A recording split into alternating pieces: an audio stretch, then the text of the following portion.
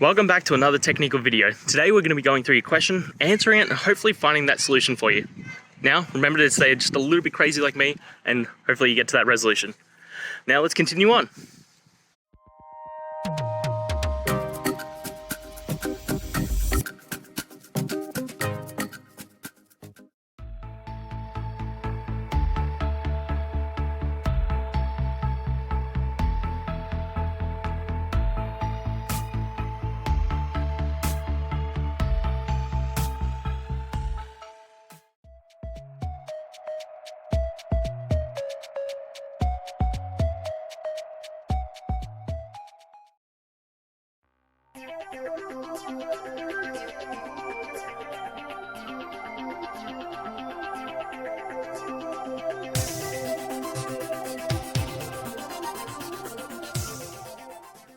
And that's it, guys.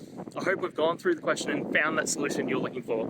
And look, if we did, please hit subscribe. I'd really appreciate it. And until the next time you need technical help, I hope you have a good one. Cheers.